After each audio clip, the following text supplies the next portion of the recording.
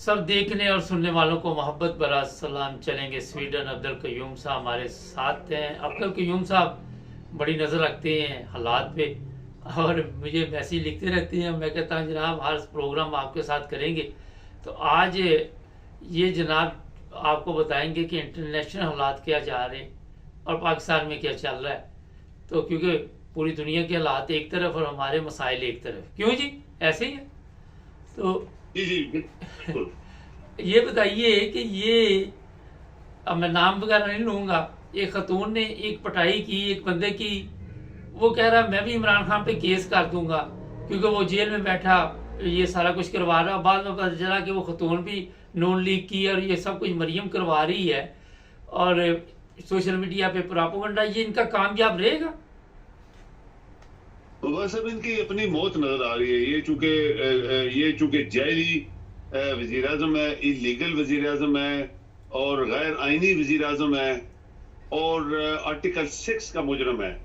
चूंकि एक एक मैंडेट, एक पार्टी की जीती हुई पार्टी की सीटें अपनी तरफ लेके वजीर आजम बन जाना, सदर बन जाना, मिनिस्टर बन जाना, ये अगर कोई और मुल्क होता पहली बात है वो सोच भी नहीं सकते किस तरह की चीज हो सकती है। लेकिन चूंकि पाकिस्तान है, वहां पे हर चीज जैली चलती है, 2 नंबर चलती है, पैसे से चलती है, फ्रॉड से चलती है, मलाप करके चलती है, रिश्वत और सिफारिशों से चलती है। आपको पता है कि पाकिस्तान में सबसे एक एक एक सेंसिटिव और मुल्क की सिक्योरिटी के सबसे बड़े अदारे के चीफ ऑफ आर्मी साहब सब सिफारशी हैं, चले हैं पाकिस्तान में। दुनिया में नहीं होता, पाकिस्तान में चल रहा है ना। पाकिस्तान 75 साल से भी चल रहा है। तो ये फ्रॉडी लोग हैं, ये क्रिमिनल्स हैं। असल में ये क्रिमिनल्स हैं हर लिहाज से। तो लोगों के खिलाफ क्राइम करते हैं, फिर जब लोग रिएक्ट करते हैं तो फिर धमकियां मारते हैं, हम तुम्हारी बैन लगा देंगे, हम तुम्हें जेल में डाल देंगे, हम तुम्हारे खानदान को पकड़ लेंगे, रात को अगवा कर लेंगे। तो अगर हम जैसे कहते हैं शुरू ही से कि पाकिस्तान का आइन अगर जिंदा होता, पाइंदा होता, ये fraud, it's a big fraud, Mubarak sahab, it's a big fraud कि आप गाने गवा के और लोगों को वर्गलाते हो और एक आदमी मरता है तो उसके ऊपर गार्ड ऑफ ऑनर देते हो और बड़े फौजी बैंड बजाते हो। इसने बोला है कि ये जन्नत में जाएगा। आप देखें, पूरी इस्लाम की हिस्ट्री पढ़े, जितने अंबिया थे उनकी हिस्ट्री पढ़े, बड़े बड़े जलील कद्र फौजी कमांडरों की हिस्ट्री पढ़े। क्या उनको वहां पे गार्ड ऑफ ऑनर पेश किया गया था जब दफन किया गया था? नो। सब अपने अपने अमाल हैं। वहां किसको क्या मिलने वाला है किसी को पता नहीं। और ये अल्लाह का फैसला होता है, ये किसी मुल्ला शाह पीर का फैसला तो है नहीं है। दाढ़ी लंबी कर लेंगे, सुर कर लेंगे तो हम जन्नत में। ये पाकिस्तान में हो रहा है। हर चीज को बिगाड़ दिया गया है, उल्टा पेश कर दिया गया है। और ये औरत के साथ भी जो हुआ, उसने ठीक मारा, उसको और मारना चाहिए था ऐसे हरामखोरों को और लानती लोगों को। नहीं तो इमरान खान के ऊपर क्यों FIR है? वो कहता है मैं इमरान खान के ऊपर FIR दर्ज कराऊंगा, वो जेल में बैठा ये सब कुछ करवा रहा है। अभी देखे ना, अभी हर चीज थानेदार बिके हुए हैं। थानेदार कौन है भाई? दुनिया में कभी मुबारक से पाकिस्तान का निजाम इतना टेढ़ा है कि आप देखिए दुनिया में जहां जहां वो लिखा होता है पुलिस, सिर्फ पुलिस लिखा होता है, उसके नीचे जैसे अगर पुलिस है तो रावलपिंडी लिखा है, पुलिस है तो रवात लिखा है, पुलिस है तो सरगोदा लिखा हुआ है, नीचे सरगोदा होता है, ऊपर लिखा होता है पुलिस। पाकिस्तान में थाने, ये वो फलां ठीक, ये सब कूड़ा क्रिकेट जिसको कहते हैं वो हमने इकट्ठा किया है। 75 साल से अंग्रेज चले गए, हम अभी तक अंग्रेजी बोल रहे हैं। जिस कौम को ये भी पता नहीं है कि अंग्रेज चले गए थे, आज बंगाली बंगाली बोल रहे हैं। आप देखिए वहां पे जितने ये डेमोन्स्ट्रेशन हुई है और पुलिस और अफसर, पुलिस फौज के सब किस तरह बंगाली बोल रहे हैं। हम जनाब अंग्रेजी बोलते हैं, फख्र से बोलते हैं, आता जाता कुछ नहीं है। नकल अमेरिका बरतानिया की करते हैं, चाहे वो जमहूरियत है, चाहे वो आर्मी का स्ट्रक्चर हो, चाहे वो पुलिस का स्ट्रक्चर हो, नकल उनकी करते हैं, आता जाता हमें कुछ नहीं है। जो कौम इस तरह की होती है उसके ऊपर अल्लाह का अजाब आता है। और आप ये मत भूलें मुबारक साहब के पाकिस्तान के ऊपर बड़े बड़े अल्लाह के अजाब आए, ये कौम संभलने वाली नहीं है। ऐसे ही है जैसे कुरान में जिक्र है कि जो वो नहीं संभलती थी, फिर अल्लाह ताला उनको ऊपर ऐसा अजाब डालता था कि हमेशा के लिए कौम भी बदल देता था। तो ये हमारे साथ ऐसे अभी हो रहा है। हर गरीब, औरतें, मर्द, बच्चे सब परेशान हैं और फ्रॉड चल रहे हैं और धोखाबाजी हो रही है, क्राइम चल रहे हैं, क्रिमिनल्स गवर्नमेंट बैठी हुई है। तो इस तरह मुल्क नहीं चलते और मुल्क चला भी नहीं है। और आज हम जितने शर्मिंदा है दुनिया के सामने मुबारक साहब, छोटे से छोटे मुल्क भी शर्मिंदा नहीं है। सर ये बताइए कि एक बड़ा खतरनाक प्रोपेगेंडा चल रहा है। ये शहबाज शरीफ को कहा गया कि फिक्र ना करो, ये इजाफी सीटें जो है पीटीआई को नहीं देंगे, आप पीटीआई पे पाबंदी लगाने की अपना वहाँ पे दरख्वास्त जमा कराओ पार्लियामेंट में। उधर से जज भी ये बयान दे रहे हैं कई कि जनाब ये गलत है, पीटीआई पे क्यों पाबंदी लगेगी। ये आप समझ रहे हैं कि ये पार्लियामेंट जो है वो कोई जमहूरी है? जिस तरह अभी आपने ये तो सब कुछ बता दिया, ये कामयाब हो जाएंगे इस मकसद के लिए? मुबारक साहब, आप यहाँ से देखें कि ये इतने क्रिमिनल्स हैं कि जब आइन आइन आइन आइन रोज नाम सुनते हैं टेलीविजन के ऊपर, बड़े बड़े जनाब आते हैं, बड़े बड़े आरामखोर वो आइन का नाम लेते हैं। तो जब इमरान ने असम्बलियां तोड़ दी थी तो फिर कानून है ना, कानून क्या है दुनिया में? किस तरह फ्रांस में इलेक्शन हुए, किस तरह इंग्लैंड में हुए, 24 आवर्स में रिजल्ट आ गया, प्राइम मिनिस्टर चेंज हो गया, किस तरह अमेरिका में होने वाले हैं। ये होता है पढ़े लिखे एक एक वेल सेटल्ड लोग जो हैं, जो जहां पे जमहूरियत है, इस तरह लोग दयानतदारी के साथ आइन को फॉलो करते हैं, इलेक्शन होते हैं। पाकिस्तान में क्या हुआ था, इसने ठीक है पार्लियामेंट तोड़ दिया, 3 महीने के अंदर इलेक्शन कराओ जो आइन में लिखा है। फिर आइन तो मानता कोई नहीं है। ये क्रिमिनल जो है ये 3 महीने के क्या, ये तो मजाक कर रहे थे, ये तो 2 साल लगा गए अभी तक। और ये है भी क्रिमिनल और जायदी ये वज़ीर आज़म है। और ये क्या कहते हैं कि गलत सीटों से बना हुआ है, इसका जमीर इसकी हर चीज मुर्दा है। चूंकि पाकिस्तान के मुजरिम है ये, तो ये अगर आप क्या समझते हैं कि ये अगर ये चलाएं, अगर ये गवर्नमेंट फ्रॉड से इसके ऊपर पाबंदी लगाओ, इसको ये करो, केस लंबा करने के लिए हम हुकूमत करते रहेंगे, और आपका आइन चूंकि मुर्दा है और आपके अदारे सारे इन आइन के अंदर रह के वो सारे मिले हुए हैं, पुलिस भी मिली है, फौज भी मिली है, इलेक्शन कमिश्नर भी मिला हुआ है, और FIA भी मिली हुई है, और नैब भी मिली हुई है। तो आप बताएं कौन इस पाकिस्तान को आगे चलाएगा? फिर ये तो कुछ भी कर सकते हैं। ये तो 40 साल से जो इन्होंने मुल्क का अशर किया है, वो बड़े गुरु है, गुरु। आरामखोरी में, लानत में, झूठ में, फ्रॉड में, खाने में, सब कुछ इन्होंने मुल्क के साथ किया हुआ है। तो ये कुछ भी कर सकते हैं एक्सेप्ट कि इनको ऊपर आर्टिकल 6 लगाया जाए। और हमने इनका हाल बताया हुआ मुबारक साहब, हमने कई प्रोग्राम बोला कि जब तक आप इनकी जायदादें पाकिस्तान में है सब जब्त नहीं करेंगे, पूरे खानदानों को पकड़े, इनको फांसियां दें, और क़यामत तक के लिए इनके खानदान के लोगों को बैन लगा दी जाए, इस खानदान से कोई भी पार्लियामेंट में नहीं आ सकता, गवर्नमेंट में नहीं आ सकता, तब आप सफाई करेंगे। चाइनीज की तरह आप सफाई करें। लाखों दुनिया उन्होंने मारी थी तो पाकिस्तान, चाइना साफ हुआ था, और आज चाइना देखे शीशे की तरह साफ सुथरा किस आसमान की तरफ जा रहा है। सर एक और चीज़ है कि मुझे पता नहीं है, वैसे जरदारी की वो है सालगिरह की तैयारी है।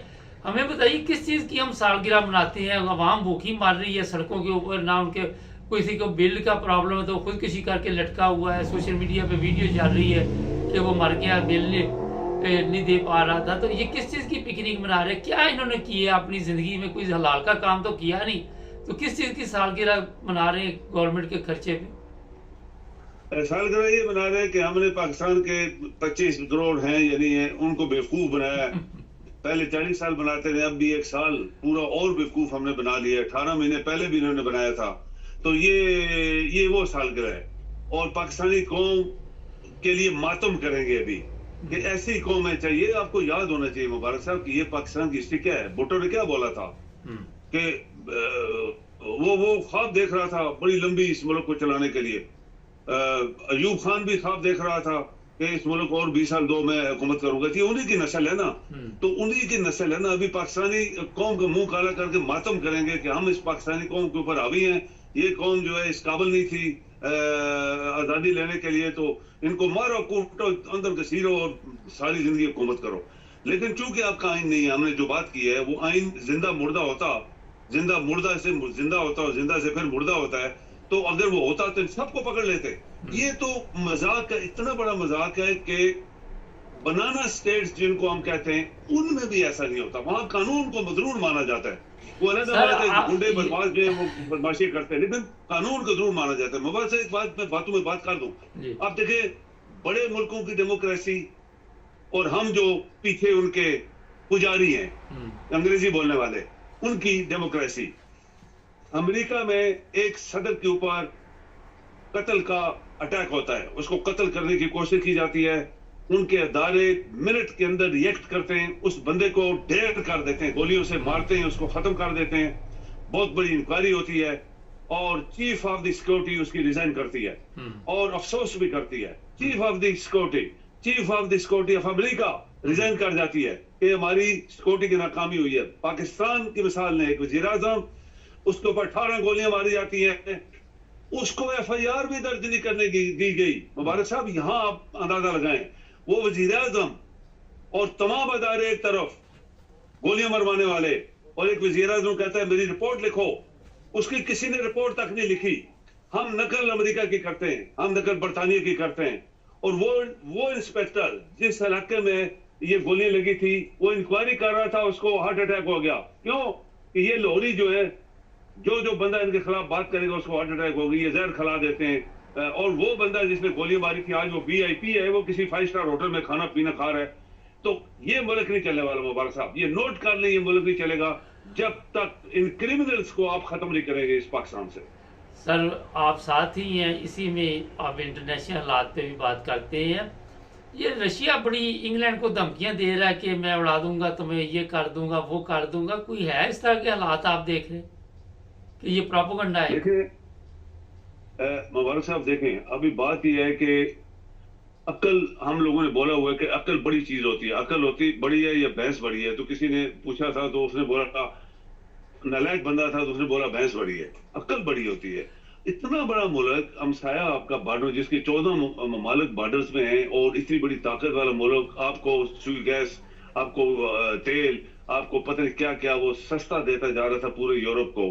और उसके साथ हमने टक्कर लगाई एक ऐसे माफिया के साथ, एक ऐसा बंदा जो जिसका दिमाग सद्दाम की तरह खराब था, अपने मुल्क को तो तबाह करवा गया, पूरे यूरोप को उसने बैठा दिया नीचे। हर चीज जो 10 रुपए की थी आज 100 की बिक रही है। पूरे यूरोप जो है उसकी वजह से परेशान हुआ।